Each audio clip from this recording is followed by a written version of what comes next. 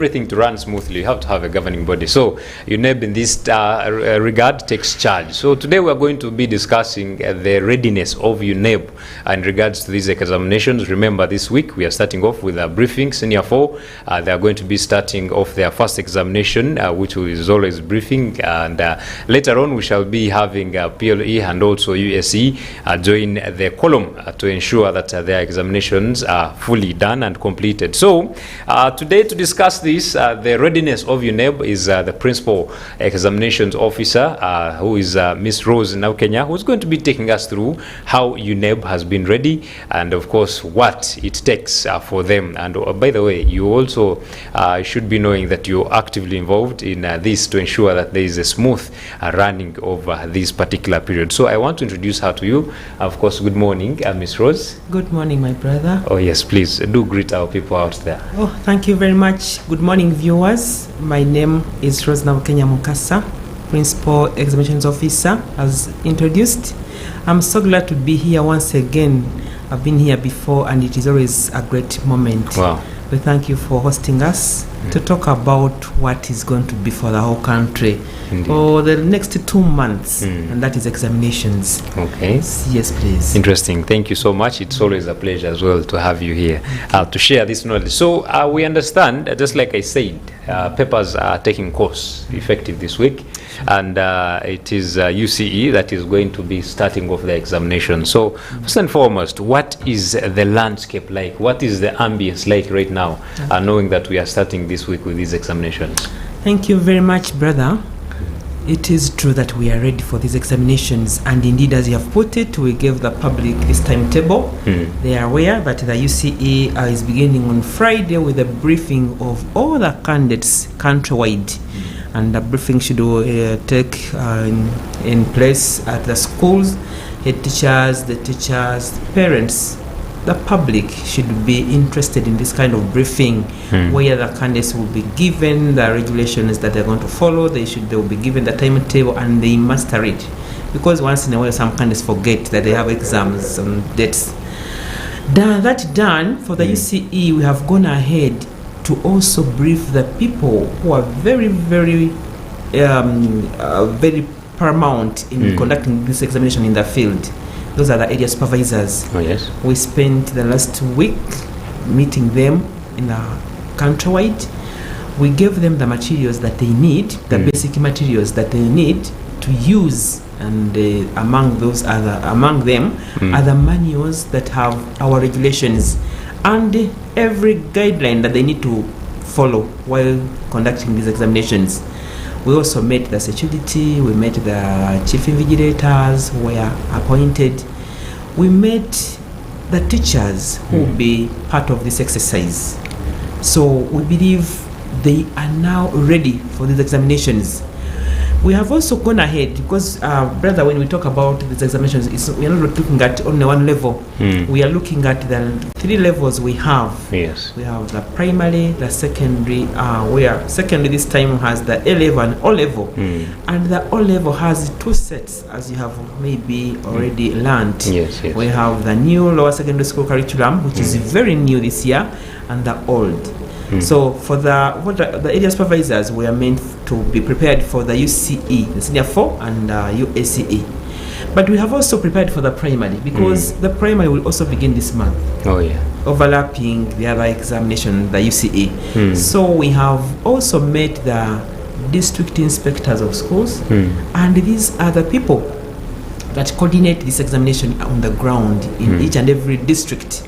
These people work with the schools and they also work with the UNEB. They are the middle people who connect us to the schools.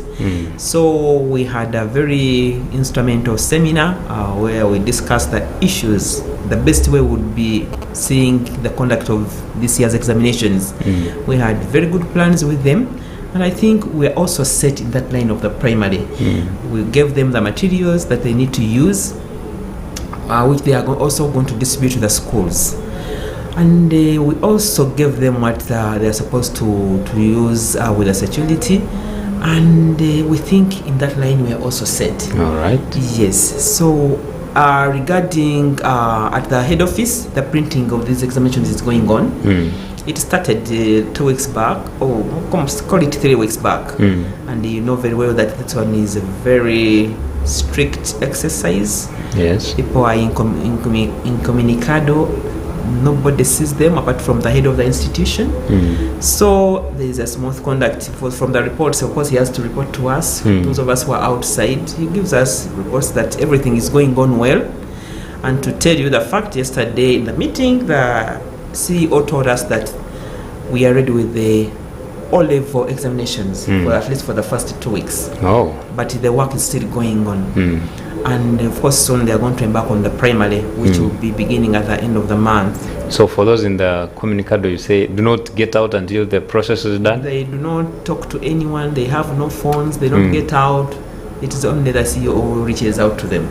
Yes. Wow. That is quite interesting. Yeah, that, of course, that is meant to make the examination very secure, because the public speculates that, as you walk, you find this UNEB person with some papers on the street. Sure. You cannot find them. Even us who work with them cannot see them. Therefore, we have nowhere to look at those papers. Yes. So that one is going on. But also we have a lot of preparation in our places. We are going to meet the security tomorrow, the military, because they are also very instrumental in this work. They are also in charge of the transportation and also the keeping of the boxes safe and the containers in the different storage stations. So we shall meet them tomorrow. They chose to have it tomorrow. I think is part of their independence program, and that is what we are going to do with them. Okay. We are also, of course, doing a lot of preparation. We are trying to ensure that the schools have enough security for our examinations. So we have prepared to brief the people who are going to work at the schools and at the stations. We call them at the O-level, we call them Chief Scouts. We have prepared this weekend on Friday, we shall meet the first category of Chief Scouts, of Scouts to go and manage the stations where we keep our examinations. And then of course Saturday we shall also meet the other levels who go and visit the schools to check on security and everything. Yes. So talking about security, can we also talk about transportation of these papers? Yes. How secure are they? And recently also had speculations about using borders and all that. If you maybe could clear the air out of that, but also how secure is the transportation process? Brother, our transportation process is very, very secure. First of all, we go for trucks that are tested. That one alone is a process. But we also transport them under tight security. We have, as I've told you, we have the military police and the Uganda police in charge. So every truck will be protected by these people. The military police move along with the papers because they are also at every station. So in the process of taking them where they're going to work, they're doing that work of ensuring that the papers also reach the station when they are very secure.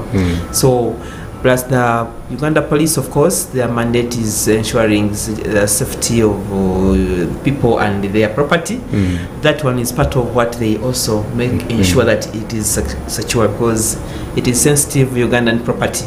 So we have already, as I've told you, we are going to meet the military. We also brief them properly so that as they do their work, they do it carefully under guidelines. In the same vein, we are also going to brief the police who are going to be in charge of these examinations during transportation. And you will not find any truck without security. Yes. But also, the head of security, right from the head of the military and the head of the Uganda police, have a committee. They meet at the head office weekly to discuss secure means of delivering our papers and keeping the papers safe at every storage station. So the leaders everywhere are aware. Every OC is aware that there will be transportation and delivery of examinations. Every DPC is aware that there will be delivery of papers, and during transportation they are aware. We design routes that will ensure safe delivery. We don't just move anyhow. The people okay. who deliver these papers are also briefed seriously, and they must follow the designated routes as they take our papers. So that way, we assure our papers are delivered safely and kept safely. And zeroing it down to the moment when these students are going to sit for their papers, the transportation from station to the institution. All right, yes. Of course, you have said there was a lot of misunderstanding, maybe by the public, about what the UNEB does as we transport our papers, and what the CEO commented. First of all, the papers, as you said, for the secondary schools, the head teachers come and pick these papers at the station. Every head teacher picks papers at the station. But for the work of the head teacher. It is the work of the head teacher. Okay. And unless otherwise, it must be the head teacher. In most cases, I think we have no issues with them. Most of them have known how to transport these papers safely. Okay. Those who don't have... Those ones don't need security? They don't use security. Okay. They go on their own.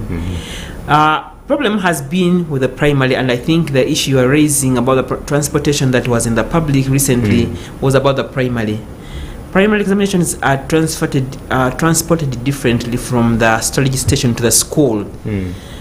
The inspector, the district head education office, will organize routes through which the papers will be delivered, and there is a distributor. This distributor, in most cases, is a senior officer at the district, either from the education office or from any department at the district. So a distributor is given papers to drop at schools. Usually, the route should not exceed 10 schools. So this distributor drops to each school until the last one, and when the papers are done in the evening, the distributor picks these papers from the last one back to the station. Now, in this distribution, as you see, somebody has 10 schools. The board has always advised that it would be safest if they used motor vehicles. In most districts try to organize the motor vehicles, but we are so aware that not every district can raise the motor vehicles required, because you're going to find that a district has more than 10 routes or so, and it will be, in some districts, it's very difficult to mobilize 10 vehicles. So the board advises that you can use a motorcycle to be, of course, ridden by, or to be used by a senior officer and a security officer on the same cycle. The misunderstanding or the miscommunication, what people picked wrongly, was that the board had said you don't use motorcycles at all. We are aware that there are some districts where the terrain is so bad in that the vehicles stop at some point and you cannot proceed with the vehicle. What the board discouraged was the use of borders per se. Not that border people are not responsible. They carry us every day. But when it comes to examinations, the board thinks that they may not have the kind of responsibility that it requires for one to carry an examination, because it is a sensitive document. They are sensitive documents. And that one also comes out of the experience that the board has had before. When you're a distributor, a district gave border to go and deliver papers. Papers fell off the motorcycle or the border, and this one did not care or did not even know where they had fallen. So some herdsmen picked the papers. They could not even read and understand what the papers were about, but they were unique documents because they were covered. Those were not very common. So somebody who knew how to read came and read and said, "Hey, these are examinations. For which school?" They read the school, and they ran and just threw them in the compound and took off. Yes, for security.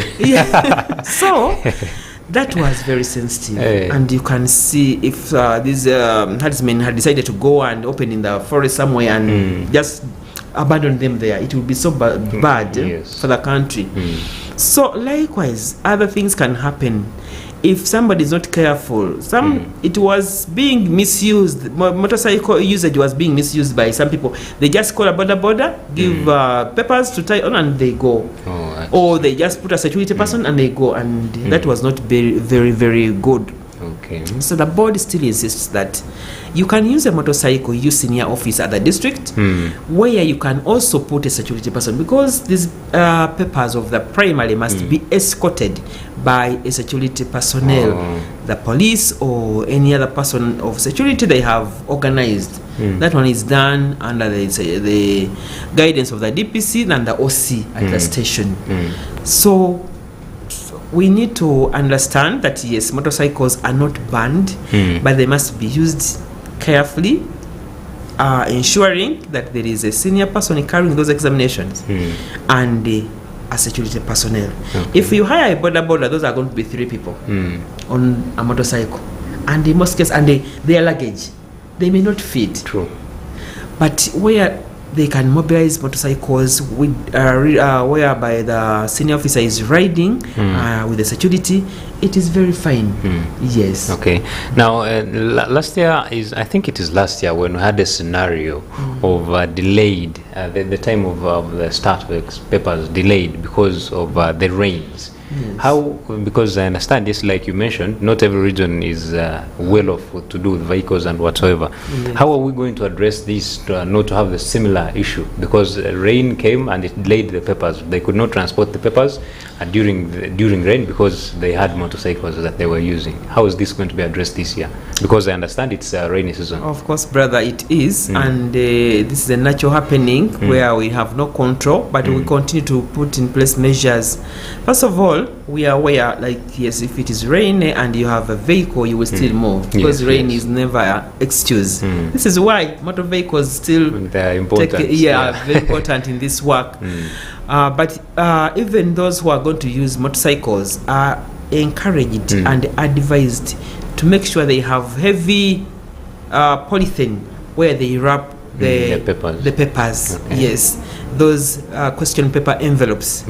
They are also the quality of the question papers, question paper envelopes is also good. They are waterproof. Okay. But sometimes you never know, because some damages are also seen even in clothing you can buy, and it has. So we encourage and advise the distributors to have heavy polythene bags where they can put the papers and be able to move on, because you can leave the station when it's not raining and it gets you midway. Sure. So either way, you have to be prepared for this. And indeed, every season of examinations is a rainy season. We can't be sure. They just need to really prepare themselves properly, including, of course, what they put on to ensure that they deliver the papers in time. Yes, rain should not be an excuse for failure to deliver these papers, because we have the starting times designated as in the morning. We want the papers to begin at 9. So in any case, the papers should be delivered before 9. In the afternoon, we want the papers to begin at 2. So we expect them to be delivered before 2. Yes, and so these transporters with the head teacher for the secondary and the distributors that are assigned for the primary must have this in mind, that it is time for these examinations. And to be fair, we want every candidate to start at the same time. This is when you can ensure that yes, the conditions were the same everywhere, and the assessment is fair. Okay. Yes. Wow. Okay, let's go back to the UCE examinations. I understand we are going to be testing or starting the new lower secondary curriculum. Yes. How prepared are we? What changes can we expect from these examinations? Thank you very much. I think UNEB is very prepared for this assessment, because right from the testing times, UNEB made sure that they take everything. After national curriculum, giving out the curriculum to UNEB, UNEB had to look at, we have technical, of course, terms that we use to ensure that we pick out the best, we pick out what the curriculum has advised. So we have the test frameworks, the content frameworks, and therefore UNEB did all that. That alone, UNEB trained teachers who are going to do the scoring, because for our work is to basically to score Yes. after the children have done. So before the scoring, they were able to set the papers properly using the curriculum as advised, and it also gave out samples of the questions. The schools, the schools now are aware of how the questioning is going to be in the papers, and we have also trained the scorers, those who are going to handle the marking. They are no longer examiners. Oh yeah, we have changed the term to scorers. Because the way they do it technically, the preferred term or the technical term is going to be scorers. And those have been in the last month we trained those. And also there are those who have been handling the training of other teachers in the schools. They are going to be part of this. So in as far as the scoring is concerned, we are also very ready. That apart, UNEB has ensured that the teachers in the schools are also trained. We have had the whole year, we have had training going on. The Central Region has been the last one, and it has also been trained apart from I think 2 districts now, but their training is also going to go on this week and probably next week until end. And so the training has given exposure to the teachers, the way they are also supposed to assess the children, and how they are supposed to handle aspects, for example, of the project and the sending of the results to UNEB. There is a system that was a system that is developed to enable the schools to send results to UNEB. They have gone through that, how they are going to do it. Last week when we were releasing the timetable, the officer in charge of the CA said 56% of the schools had sent, and we were awaiting the training of the Central Region so that we get even others. And after the training, we are told many others are now sending the results of continuous assessment. So that is going to be done, and that is also part of the readiness. Yes. What is also important is that the schools have been also given deadlines as to when they are going to send the project, because project work is part of what it will take for a student to have a certificate to be graded. All schools, all students, all learners of senior must have a project. If they don't send a project, they will not be graded. That's a requirement. Yes. And so that was what has been communicated, and we think we are ready with that. The papers have been sent. What is unique is that the schools have been getting advanced instructions. We would deliver them to the schools, but now we are going to go via the ICT. We are going to send these instructions on the school portals. So the schools will just open and they have the advanced instructions for the science practicals, and that will be done. Wow. Yes. Very interesting. Very interesting. Preparedness at its peak by UNEB. And yes, Miss Rose is doing us wonders here, clearing the air, and of course giving us vital information, because it is just a few days really to the official start of the UNEB examination. So ladies and gentlemen, we are going for a very short break and return with this discussion, because we really want to know all the nitty-gritties of what it takes and how ready UNEB is and how ready you or your child are for these particular examinations. Very short break, we'll return with more.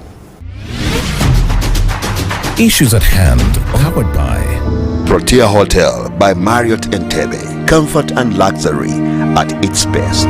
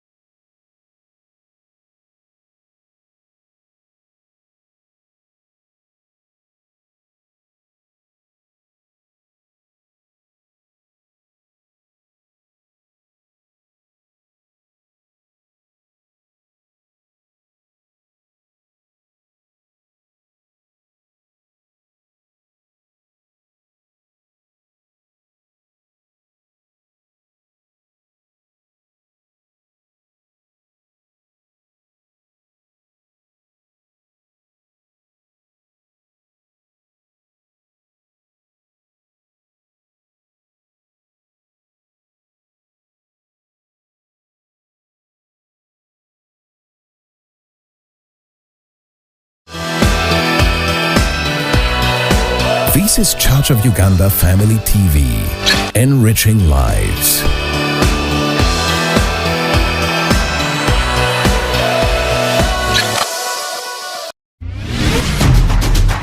Issues at hand, powered by Protea Hotel by Marriott Entebbe. Comfort and luxury at its best. Oh yes, welcome back. You are still watching Issues at Hand here at Church of Uganda Family TV. Protea Hotel by Marriott in Entebbe is gearing the discussion. The numbers are just down there below the screen. You can contact them and have yourself wonderful services from Protea Hotel by Marriott in Entebbe. Here with me today is Miss Rose Nabukenya, who is the Principal Examinations Officer at UNEB, and she is taking us through the UNEB's preparedness or readiness in regards to the upcoming examinations, which are their final examinations 2024 on all levels actually. So we have discussed, we have generalized it, yes, though at some point zeroing it down like you heard from her, and the examinations distributions for PLE is quite different from these other levels.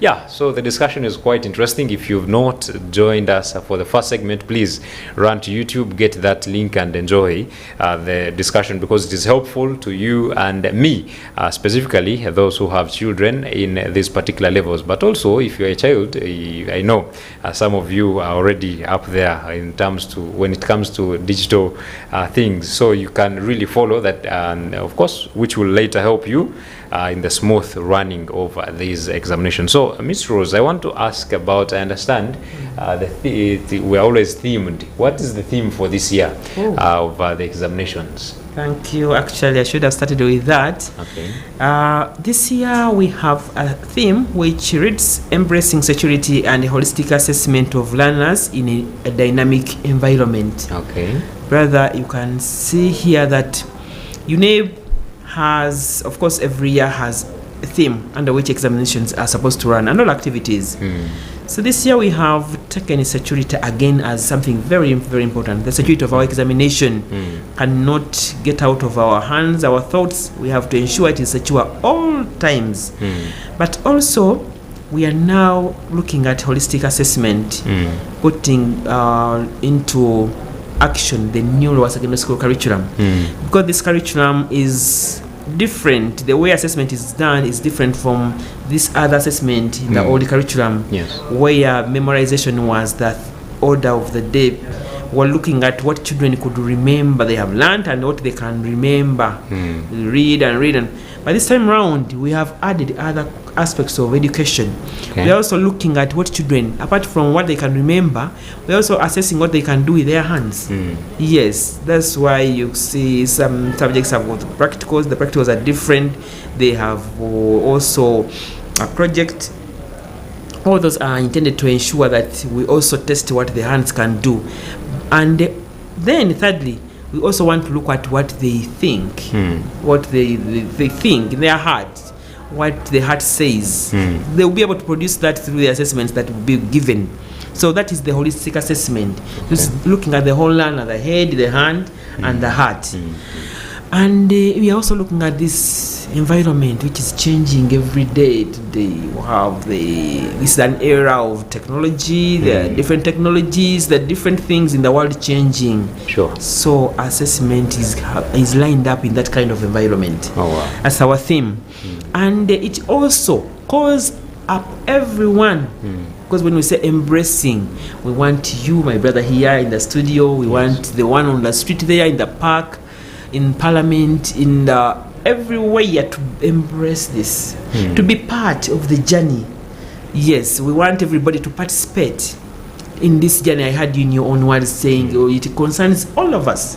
When examinations are going to run, everybody should be concerned to be concerned about the security, because some of the messes go on when Ugandans are looking on. They don't even dare to give information. So we want people to be alert, to be concerned, and they ensure the exam is done smoothly everywhere without any interruption, so that every child who sits gets results. That is our outcry. Wow, Yes. very interesting. So one major concern that happens every single time we are talking about examinations is malpractice. Sure. How ready are we, or how prepared are we to address this issue of malpractice? Brother, malpractice is one cancer that eats the education system when it comes to assessment, and it is one thing that gives us a chill every time we reach this period, because we spend the rest of the year trying to plan how best we shall handle our processes to ensure that they are malpractice free.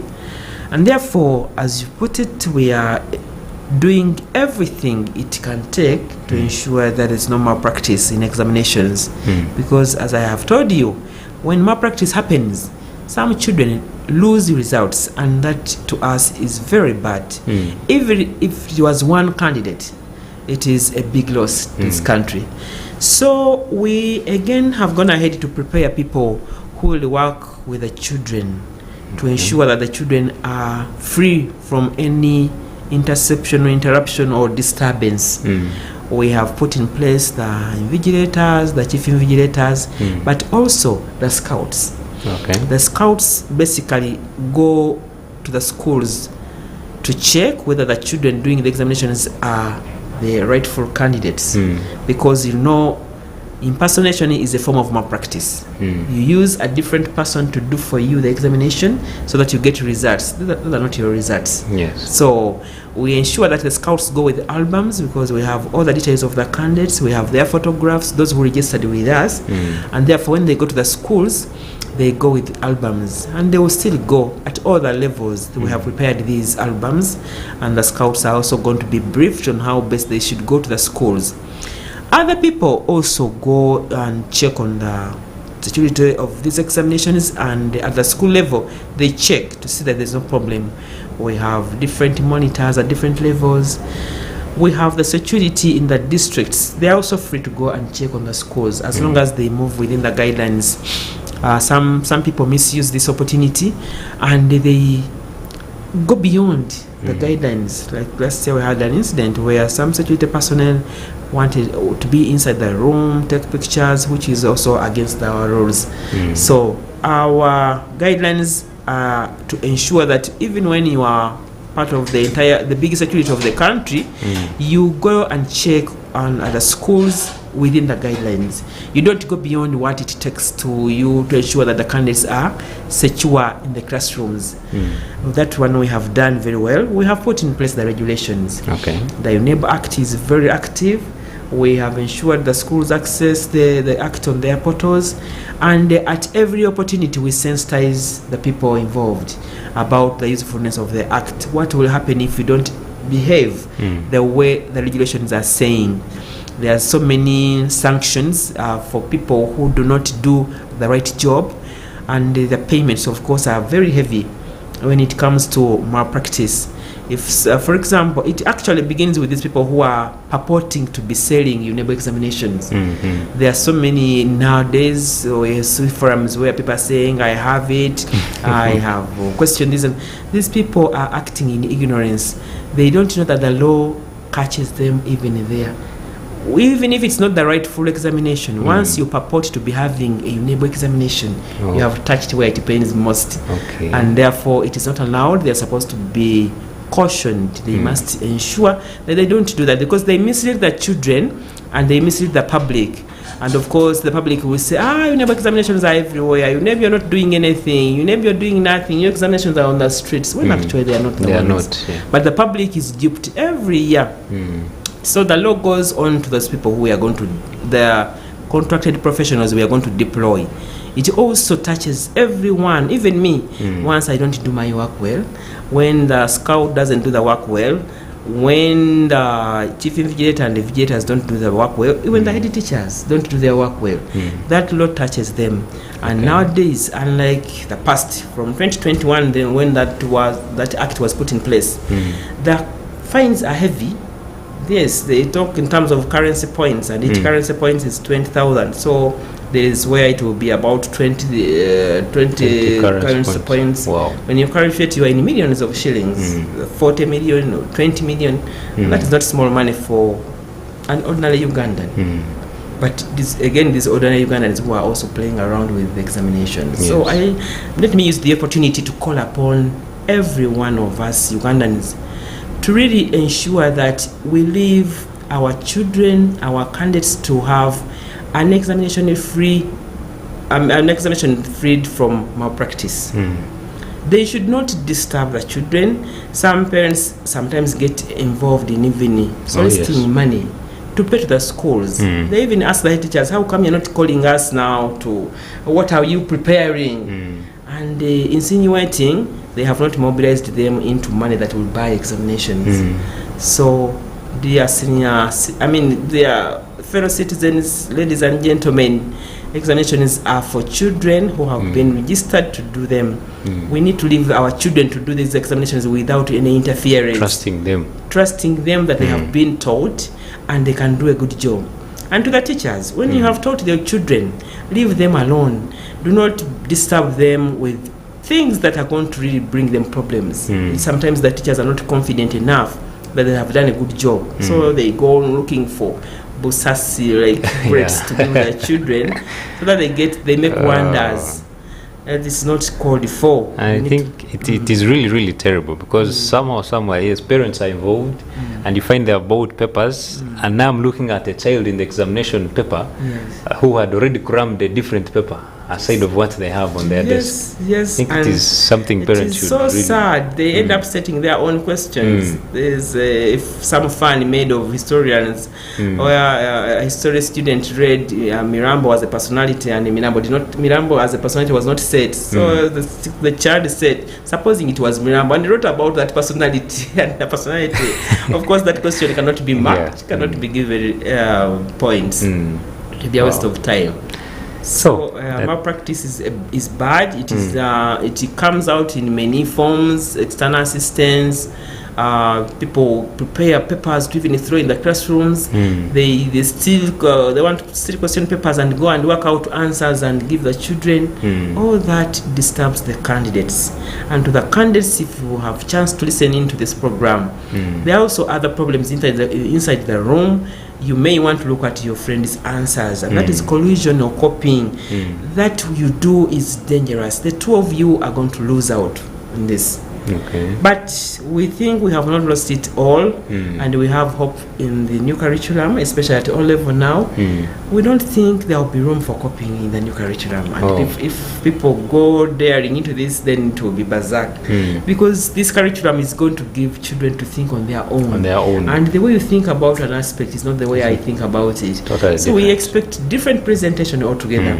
And we think that we may wipe or reduce issues of malpractice in our assessment system. Wow. Are there any changes in regards to these examinations that we should expect? Yes, brother, there are. For example, this in the new curriculum, we have the assessment of the languages. First of all, we have some new subjects. We have the physical education as a new subject, and the weight and the sign language, Ugandan sign language.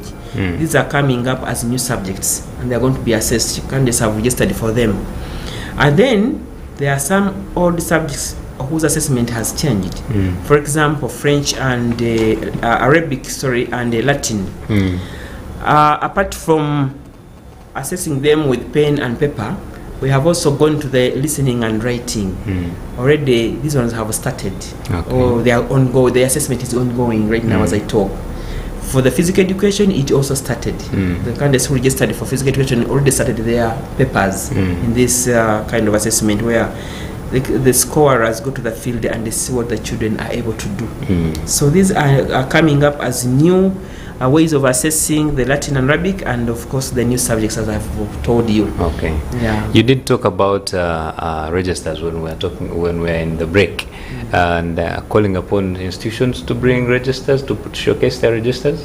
The registers are with us, because the way the schools register their candidates, they send the information about the children and the photos. So we have the registers, but the schools, what I wanted to air out is the fact that the schools are supposed to display the registers at the schools, so that the children check for the correctness of their information. They must check their names, because let me take you back that this one is a requirement in our act. The registers are supposed to be displayed 60 days before the beginning of these examinations. So by now, the display must have taken place. Okay. But it is not too late. Even now, if the schools have not displayed, they should go ahead and do, because the children should be able to look at the names, the way they are written, and whether they are also, all their names have been captured. And they are supposed to look at the other information like the date of birth, the photograph attached to their faces, to their data, the choices of subjects for the O levels now. They should be able to confirm that what they see is correct. Okay. The year of birth, because every time we release the results, people come back to complain, no, my years are not right. And the process is also long. So it is at this time that they can arrest all those omissions, the errors, so that UNEB they report back to UNEB and we make the amendments in their data. That's what I think very interesting. Yes. So examinations are closing in. Yes. I have this question to you. What do you think is the role of the parent stroke guardian? How supportive can they be during this period? Oh, very good question. First of all, as a parent, your duty goes on until you leave this world. So when you are a parent at this moment, you're supposed to be very close to your child if the child stays with you. But even those who are staying in boarding, the duty of the parent carries on, because schools have put up programs. They have put up prayers and blessings for the children. I've seen and I hear over the radio, television, adverts for prayers for the candidates. Dear parent, if you get this opportunity, don't miss it. Go to the school and comfort your child, your son, your daughter, that examinations are normal and this child is going to be a normal process and they will go out successfully. The child wants the support. The child wants to also know that, dear parent, you have cleared all your dues, because if they are not cleared, the child is going to sit will not first of all be given a chance to sit. On the day of the examination, the principal, the teacher is going to stand at the gate and say, don't enter. By the time you sort out this, the child will have lost what they have read in their heads. So I want to call upon the parents to be very supportive in all aspects, in terms of paying the dues, the school dues and requirements, in terms of talking to the children and warning them against malpractice. Because when malpractice happens, it is the parent who cries most. After paying for all the years, if it is A level, the 6 years, O level, the 4, and P7, and your child cannot proceed, either has to repeat or lose it completely. So tell your son, your daughter, please go for what you have learned. Do not involve yourself in malpractice. This is the role of the parent. The school will do its role, but the parent has this duty to comfort, to ensure that they fulfill their obligations, and to be there all the time, to give all the requirements, the pens, to give the books so if they can still read, and all the materials that are necessary to support this child. Those who are coming from home, the parent has a duty to feed them. The children need to be fed well when they have examinations. It is a war, and for the P7, for example, they have never seen this. But examinations being what they are, even at masters, at PhD, if you are told to have an examination, you're going to quake somehow. Nobody gets used. So everybody needs support. The parents need to comfort the children. Yes. Well, I see time has started chasing us out, but I would request you give us your last remarks in regards to the discussion, but also your last communication to the people out there as we head into this period. Thank you very much. First of all, I'm so grateful to Family TV for this opportunity once again given to UNEB to air out how prepared we are for these examinations. Is always a great opportunity, because there are people who hear about these ones for the first time, and I want to believe that you have picked one or two things that are going to benefit your child, your community. You may not be a parent at this time, but your community needs support. Please give them what you have picked. But most important, we need to ensure that the children do their examinations in a malpractice-free environment. Support this.